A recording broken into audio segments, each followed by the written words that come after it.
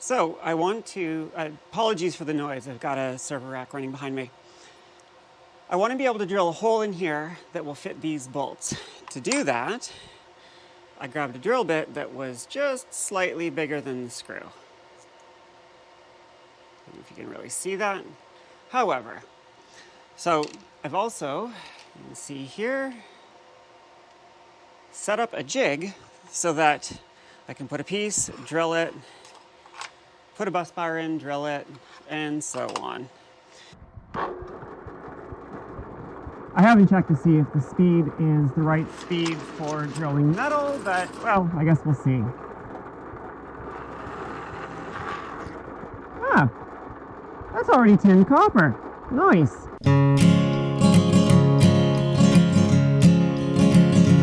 These winter days haunt me with ambitions. Can I be rid of them?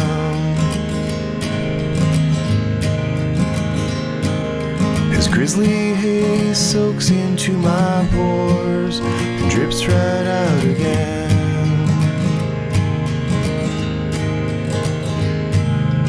If you see a sparkle in my gaze, then can you help me focus? 'Cause I have been run ragged over stones, and I need to find my way. So here you can see how much clearance there is underneath that screw head. Does it come through there? So plenty of space, it's not going to touch the casing at all. Next thing I did was, I don't know if you can see this properly, is I put the ring terminals onto the wire and then I labeled the wires with a flag. It has two pieces of information. It shows the balance connection number, which is designed by or set by the BMS. And then underneath it, I wanted to show which bus bar it was connected to. So in this case, this is the first one that's designed to connect between, oops, let's try this over here.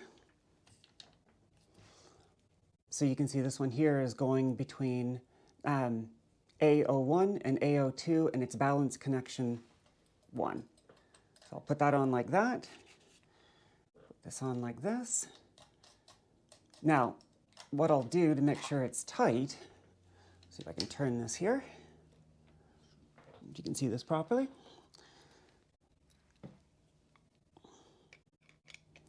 Put the screw on the back, get my socket.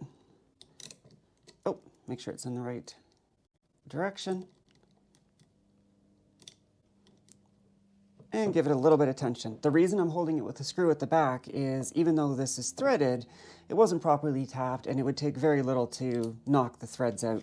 So I'm using the screwdriver to provide the resistance to get a good connection on that. And then from here, this will get connected again to between A1 and A2. And with that done, I don't have the right socket for this.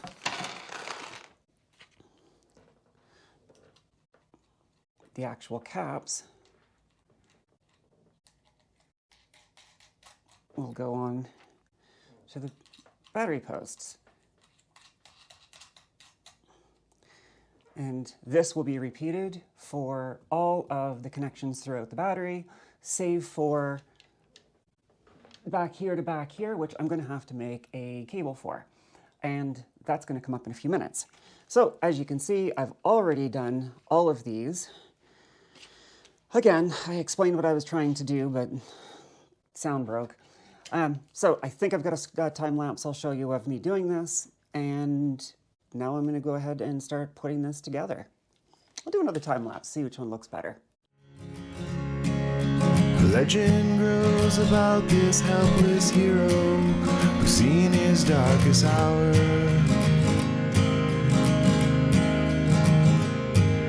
A search for her among the shattered ruins. Her hand, it brings him power. If you see a sparkle in my gaze, then can you help me focus? 'Cause I have been run ragged over stone. find my way.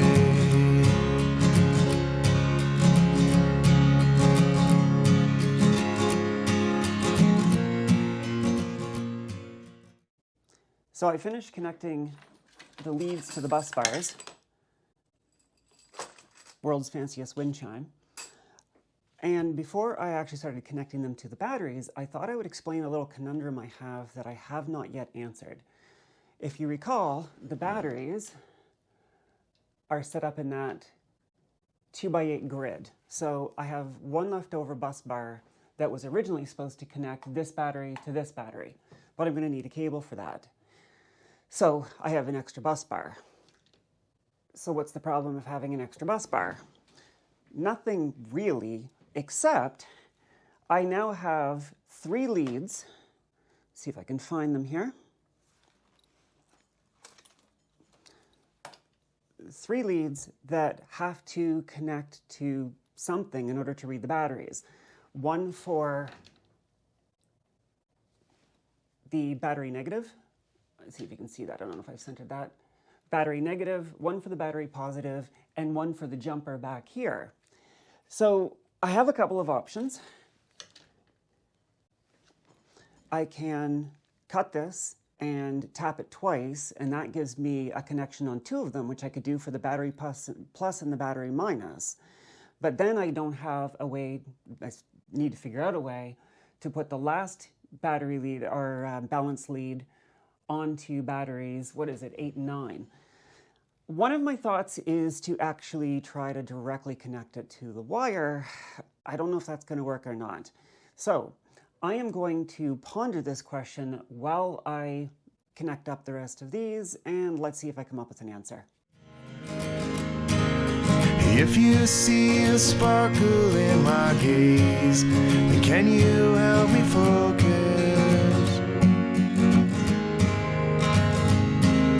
'Cause I have been run ragged over stones, and I need to find my way.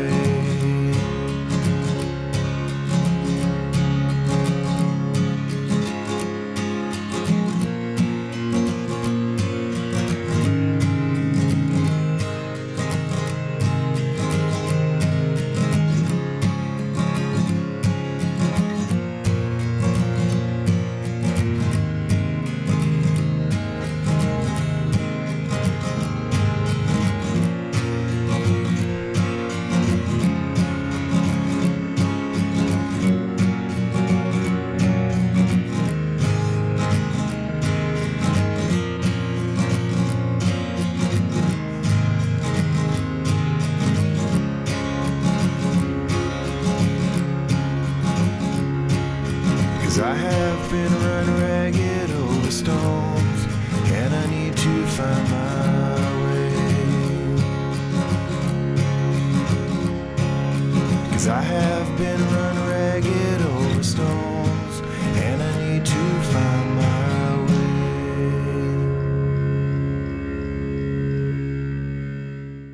So a couple of things I've decided to do so far is, eventually when I'm done, I'm going to take these back, cut them, put the right size ring terminals on them, and they'll all be 1 length. But for now, as you saw in the time lapse, as I connected from the longest to the closest, I just kept coiling up the wires.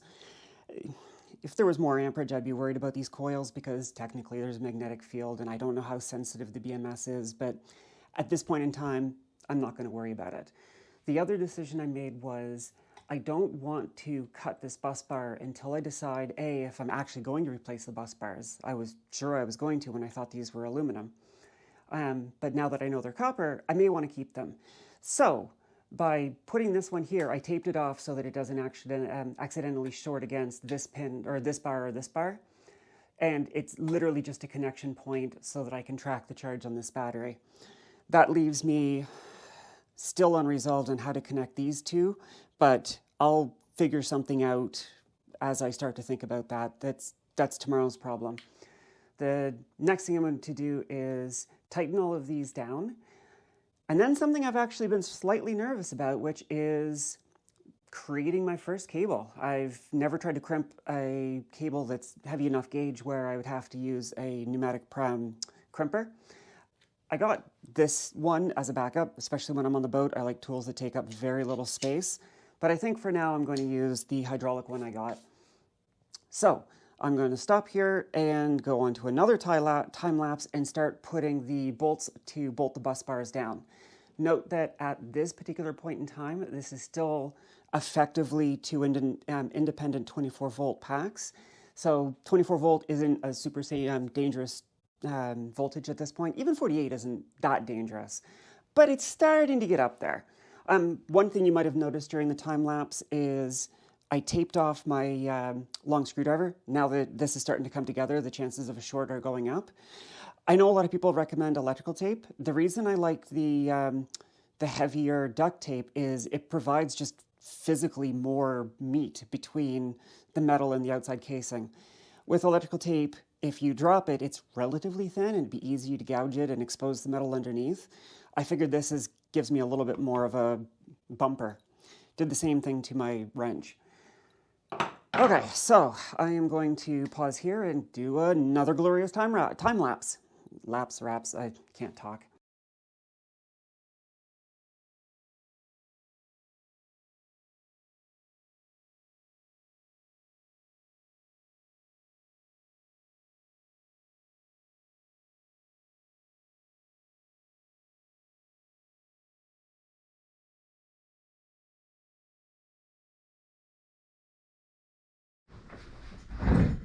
So the last piece I need now is a jumper wire for the back of the battery to connect the two 24 volt batteries and make it into a single 48 volt. I am concerned about the difference in voltage drop when it comes to the BMS reading the cells, the voltages of each individual cell. But I'm hoping that this is a really short, it's 12 inches because I only have an imperial thing that's 1 foot, it's like 30 centimeters, give or take. And it's 4 gauge, American wire gauge. I love being in a metric country right beside the imperial powerhouse. Anyways, so what I'm going to do now is try to crimp this. I have never crimped a ring terminal onto a big piece of wire before, so this should be fun. I'm going to reposition the camera and get started. Hopefully you can still see that. Can you still see that? Yep, I think you can.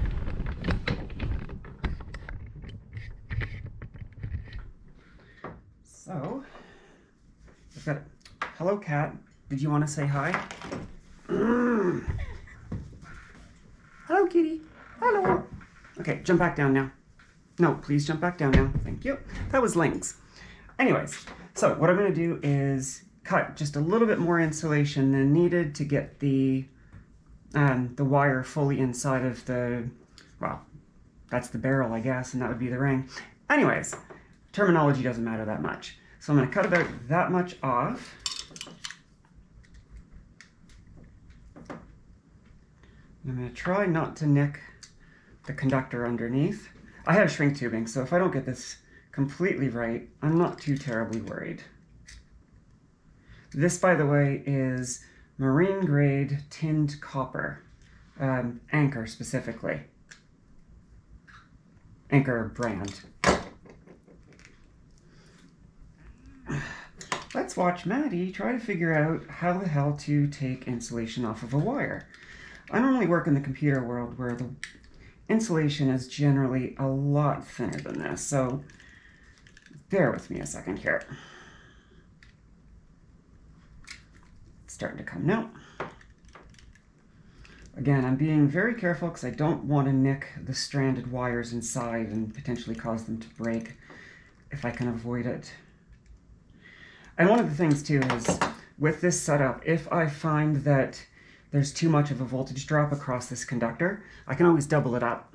Just create a second one and run 2 of them across. Ah, there we go.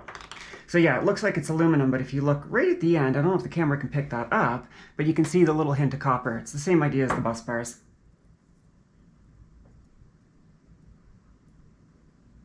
I think that's not too bad. So I'm going to pause here and pull out my new toy. New tool thusly pulled out. Literally got this in the mail this morning. Like I said, I was going to try to use this, which is kind of an all size. You stick it in, put it on something hard, and hit it with something harder. I like the idea of that.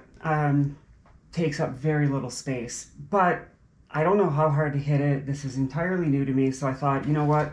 These tools aren't that expensive, all things considered, so I'm just going to try to do this. Now, one of the problems I have is that because I bought this from eBay, from Amazon, which most likely means it's from China, it is in metric, which normally I like, but this is all American imperial wire gauge stuff. So I am going to have to try to guess at which die to use. So right now I've got the 32, which I'm assuming is for wire that is 32 square millimeter. 4 gauge, if I remember right, is like 21.2 square millimeter. So if I'm going to start big, and if it doesn't work, I can go to a smaller one, and I might just not be able to crush all of the way. I'm just going to go until this bites, so I've got some, okay, there, it's starting to hold. And I put the wire in, and I'm mindful, because this wire is so inflexible. Let me turn this around. I want to back this off a little bit. There we go.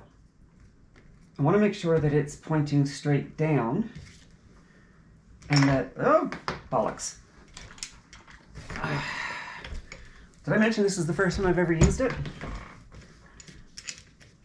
Oh, I apparently lost all of the pressure. Oh, lovely. Okay, well, let's do this again.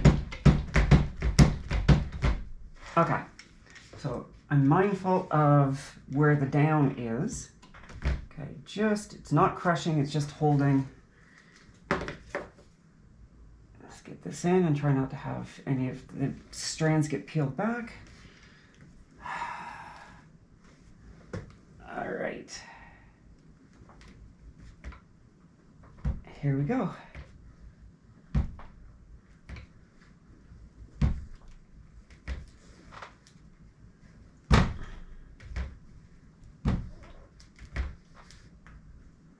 Well, that's the end of the travel, and it seems to be tight. Let's back it off.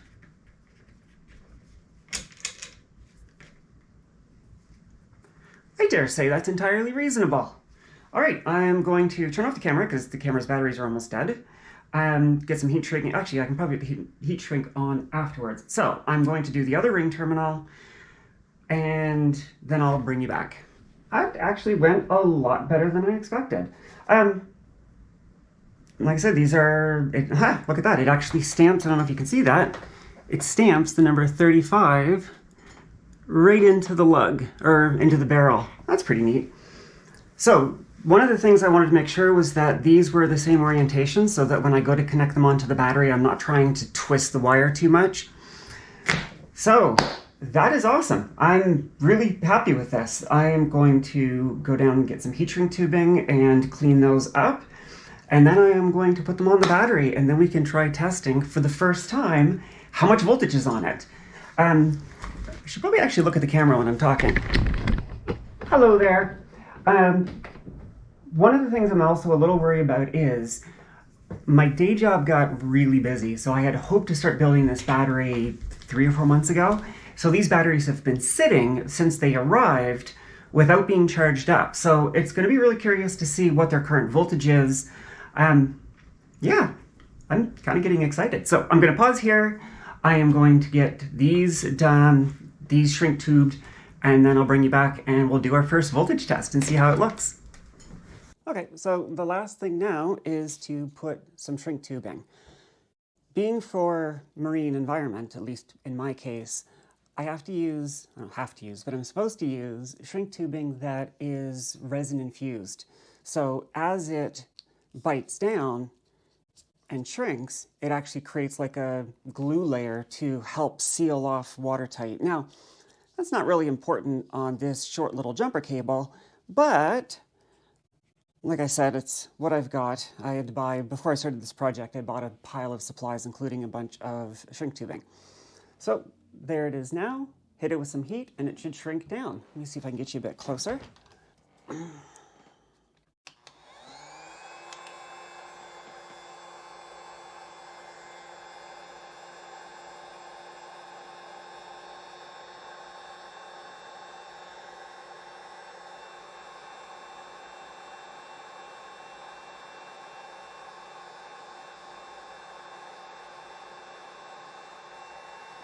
As exciting as watching paint dry.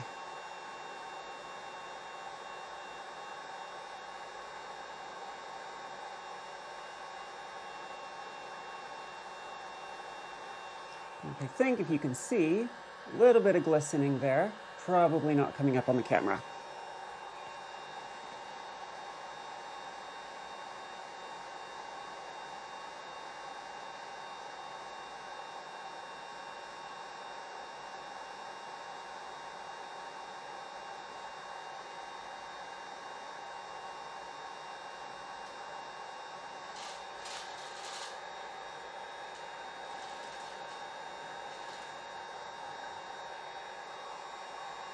Okay, so let's connect it. Move the lights over here. All right. Now I should be able to back that off. That one's a bit tighter because I didn't want that flopping in the breeze. And that's exactly why I taped that off. This shit makes me nervous. Which is probably a good thing. If you're not nervous around this much power, you're probably really experienced or not being careful enough. So yeah, at this point, I should now have a 48-volt battery. Where did the other... Oh, there it is.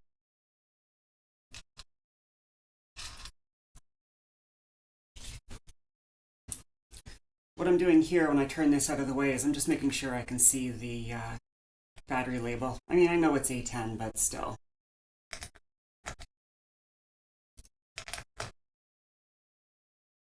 I'm not going too tight on these until I get the right bit to get to the prescribed torque of something under 8 Newton meters.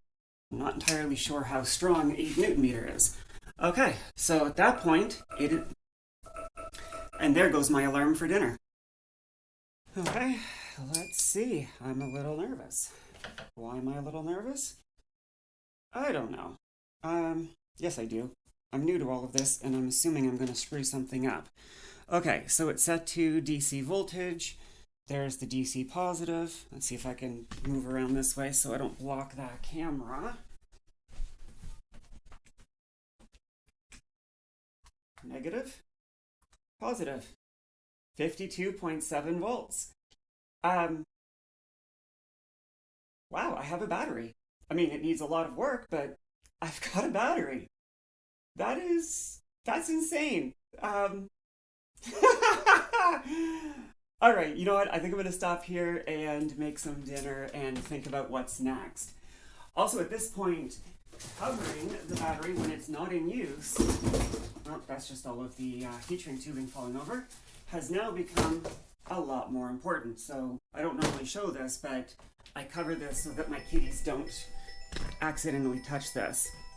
Got a call there and then went off and had dinner. So what I was saying, because this is important, now that this is wired together, 48 volts is pretty safe, generally speaking. I mean, unless your hands are wet.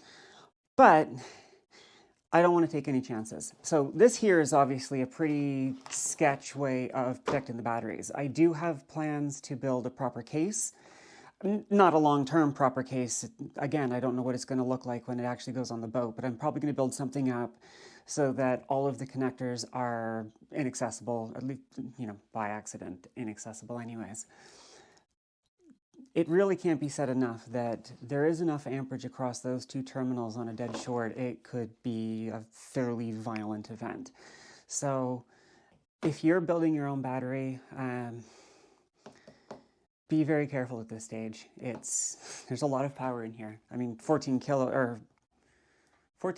kilowatts, I think, roughly, if I did the math right. Yeah, this is at the point now where you don't have to be paranoid, but you do have to be careful. And I think that is where I'm going to call it now. I have to decide what I'm going to do with the last two balance leads. I have to figure out how I'm going to mount the BMS, so on and so forth, next time. I have no idea. I'm not sitting at my camera, so I don't know how well I'm framed in this, but I'm the Digital Mermaid. Thanks for watching. Let's see what's coming next. I'm really, really, really excited that the battery's actually together. Cheers.